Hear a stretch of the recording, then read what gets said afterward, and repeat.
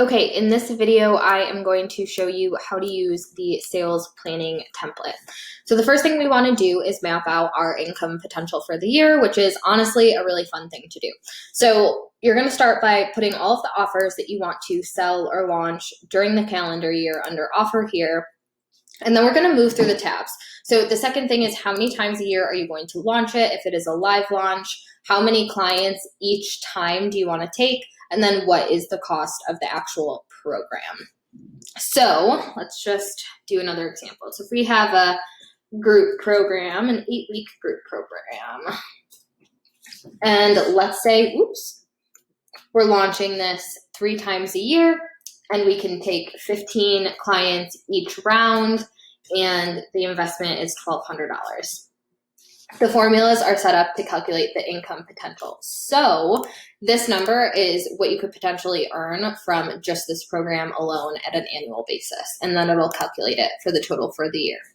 I put a note here, if something is on Evergreen, so let's say you have an online course that sells on Evergreen, what I would do is put 4 here for the quarters of the year, and then map out what your goal is per quarter. So if we want 100 clients all year, that would be 25 per quarter. And if it sells for $497, let's say, that's the income potential from your Evergreen offer. So the first thing you're going to do is map out the income potential here. Then you're going to go into the annual sales plan and start to put things on the calendar. So you're going to copy over what your launch schedule is here. So let's say that group program, 8 weeks, we're launching that 3 times a year. So we'll get all of the different programs and how many times we're launching them. And then what we're going to do is map out the customer journey. So I have mine here as an example to see what program upsells into what other program. So you can start to make a really strategic decision when you are deciding what months you are going to launch and sell what. So now we can look at it and say, okay, we know that this group program upsells into the mastermind. So group program upsells into mastermind. So the mastermind is 6 months. It's going to launch twice a year. So I say, let's put that on the calendar. And this is just an example. So this is what my thought process would look like if this was my calendar for the year. I might say where is it? The CEO mastermind starts. And then that will run January, February, March, April, May, June. So then this is going to go CEO Mastermind, round 1 ends. CEO Mastermind, round 2 starts. So we'll put round 1 here.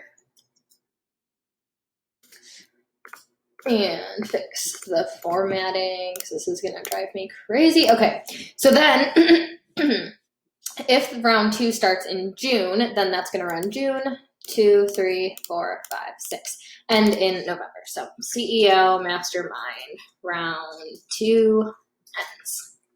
So now we know when the programs are running, and now if we want to upsell the group program into the mastermind, we can kind of work backwards.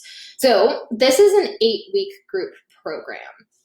If the second round of the mastermind starts in June, you're probably going to launch it, CEO Mastermind round 2, in May. And if we want to upsell the people coming from the group program, which is 8 weeks, what we can then figure out is, okay, we're going to sell the group program in February. And then that will run 8 weeks, so March and April. So group program month 1, group program month 2. And now you're getting ready to launch the mastermind again. And if you want that to be the next step for the people who enroll in the group program, it creates this nice flow. So then you can start to map out what that looks like for the rest of the year, if you have any other offers. So the whole concept of the calendar view here is to start to map out annually what programs, what start in what month, when do they end, and then when can you lay out your launches so they start to flow into one another.